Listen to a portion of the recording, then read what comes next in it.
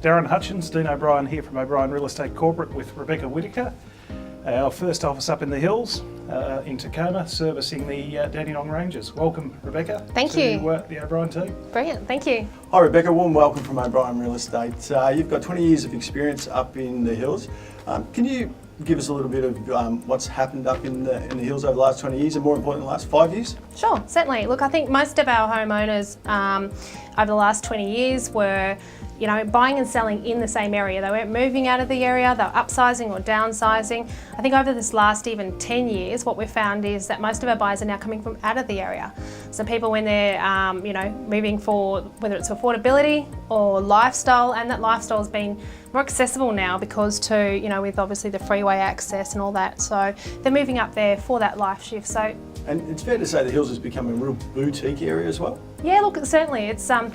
It's always interesting too to be able to educate people who are coming from out of area in the city on how our lay of the land works, what services are available, and obviously the amazing facilities of restaurants and cafes and the national parks that we fantastic. have up there. Yep. And you started your career as a receptionist?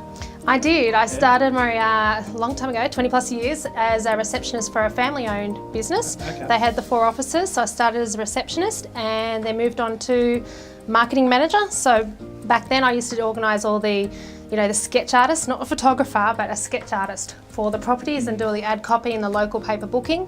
And then when that office was sold off from there, I went back in and did a PA role for one of the directors of the offices. And then into a selling agent? No, actually I've pretty much started and done most of the roles. From there I went in and did property management. Went off the mountain for about 12 months into Glen Waverley, Matt Waverley, came right back up to the hills where I'm just very passionate about the community, the people. It's just different. And business ownership, when did that? So I started up a rent roll from scratch and run a rental business for 3 years, and thought I'd take the next step and then ran a sales and the full kit and caboodle. And so let's talk about that then. Okay, as you said, from the front desk to the management side of the marketing, etc. Real estate's changed significantly for you. Have you seen changes, or does it often go back to still being about people or something like that? Look, I mean, obviously technology has changed dramatically from when we used to multi-list and have fax machines and typewriters right through to now everything's pretty much one stop on your phone, when that sort of technology. I think it's always about going back to the basics. We're still dealing with people, their emotions, generally the most valuable asset, their families and their future. It's going back, to the basics, to the people, to communication. It's funny you should say that because as technology's got into place a bit more often, relationships become more and more important. Yeah. And the funny thing is, don't we find ourselves when we really identify a great experience, when we've actually, and it's always been that face-to-face communication with someone? Yeah, look, certainly. I think it's about listening to our clients' needs. I mean, the marketing and that's out there is amazing and evolving so quickly, but it does come back down to the clients and their needs and those sort of things. So. Now, getting back to selling real estate, the hills, there's some amazing homes up in the hills. Yep. Tell us about some of your experience and some of the amazing homes that you sold over the journey. Look, it's never dull. I think that's certainly what keeps your interest up for such a long time. I mean, we've sold things that are, one of the most interesting was probably a terradome community. So they actually live underground. Yeah, I was going to say, what's a terradome? What's a terradome? So they're actually underground level. So they're almost like, I shouldn't say caves, but they're underground, or your rooftop gardens are on top. So there's literally a whole community that was actually like a subdivision of properties with communal areas, but they're all underground. Wow. And they're called terradome homes. How many? There were 12 in that particular little pocket there. So with all the rooftop gardens. Substantial homes yourself? Oh, look, I think it's just it's not even just the substantial, it's just the uniqueness of the homes. From, you've got, your rammed earth homes that are, made from, everything's from natural products right down to the windows made with, antique bottles, to the homes that are clinging to the side of the hill with spectacular city views that, you just wouldn't know if there's another neighbour anywhere around. And during the journey, your highest price sale?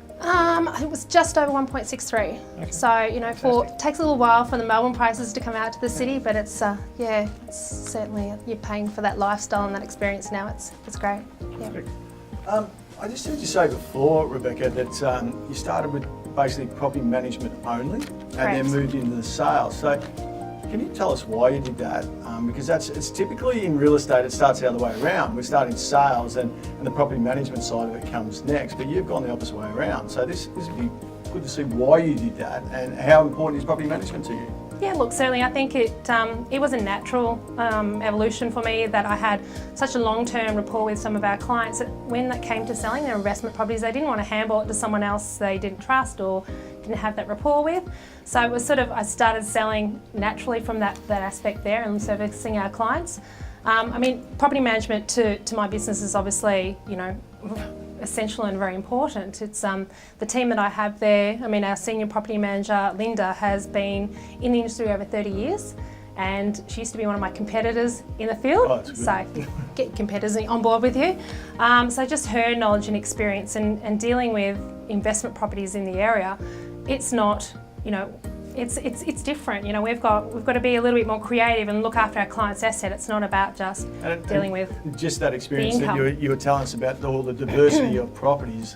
It's actually probably, I mean, sometimes we're very lucky when we come down to our areas, it's similar in the maintenance side, but you've got a diversity of properties up there that you manage as well. So that must be testing at times as well. Oh look, it's never dull. I mean, we've got properties where we have, you know, possums sitting on the end of my bed at 2 a.m. in the morning, right through to... On your bed? No, on my bed, but no, say an investment property, you know, you're not necessarily going to get those calls down in Footscray as much sort of thing, or different areas. So it's just, and it's about making sure that the strategies we have in place for our type of properties, whether we include a garden or whether we include gutter cleaning for the, you know, protection of, obviously we're surrounded by trees and, you know, potential fire hazards. It's about making sure our clients' investments are handled outside the square, I guess, as well. And your team, they're all local residents?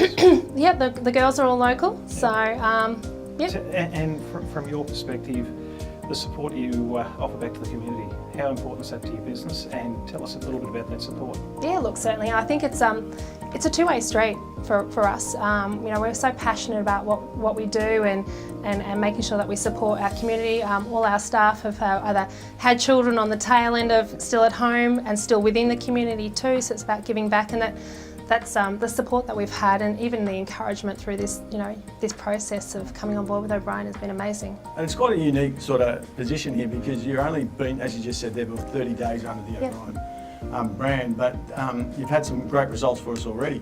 Yeah, certainly. And which we're very proud of, and we think sometimes the journey of transitioning across is daunting. We get that, but it certainly hasn't affected your results. Has there been anything particular that stood out for you on that?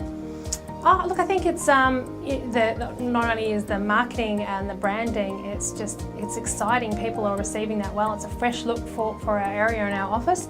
But the results too, is even in these early 30 days, like, you know, we're putting auctions in place, which our area hasn't done, but we're learning that, you know, our clients and our buyers are not local. So they're coming to us expecting auctions, but no one in our area offers them. And so obviously with that strength and the you know, the education and knowledge that OBrien's already supporting us with is benchmarking for those results to take place. It's funny when you say that, when you talk about that auction, as you said, but I suppose you identified now that your buyers are ready for it, but a lot of your local agents aren't. No, that's right. So it's being able to offer that to our clients now, and obviously, you know, almost teaching them and explaining to them that, you know, we've got these strategies in place now. We've listened to our marketplace. This is, you know, the direction we're going to go, so we can actually get those results that are, you know, above our expectations. So just back onto that transition phase, okay, you come across from a leading brand. Mm-hmm. How was the transition? There's a lot of elements involved. Oh, look, I wouldn't be here if it wasn't for, you know, the support from not only, you know, OBrien corporate, but the team that we have in there too. I've been absolutely floored with the support. Like, you know, every time I pick up the phone, it's, yeah, look, what can we do for you? How can we help you? We need some help with, you know, scripts, or, you know, we've got this situation, or it's just been amazing. And the feedback and the calls and the SMSs that I've had from clients that I've had for 15, 20 years, they've just, you know, just been sensational. It's really exciting. So fair to say the hills is alive with blue and grey. Blue and grey, and go the blue and grey, without a doubt. Well, based on that, Rebekah, thanks so much for taking your time out today. We know you're very busy, and obviously coming up to a great end of the year we've got. We, from Darren, myself and Stav, who'd like to be here today but couldn't be here, we'd like to welcome you on board, being part of the OBrien team and part of the OBrien family, and look forward to seeing your success in the future. 2018, bring it on.